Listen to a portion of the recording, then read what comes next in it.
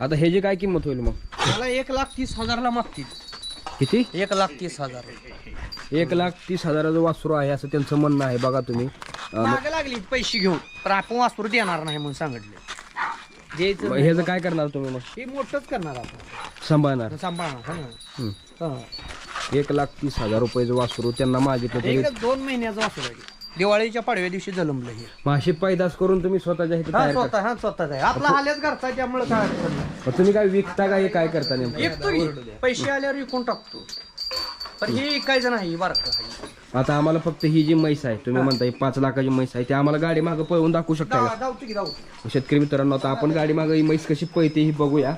तर मित्रांनो, मी आता ज्या गोट्यामध्ये आहे तिथं बघा, ही पंढरपुरी सगळ्या म्हशी आहेत.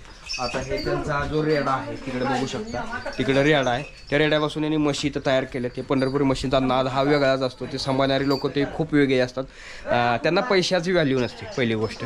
दुसरी गोष्ट काय आहे की ती प्रॉपर जनावरांवर प्रेम करतात, त्यांचा लळा लावतात आणि एक घरातला मेंबर म्हणून ते सांभाळतात.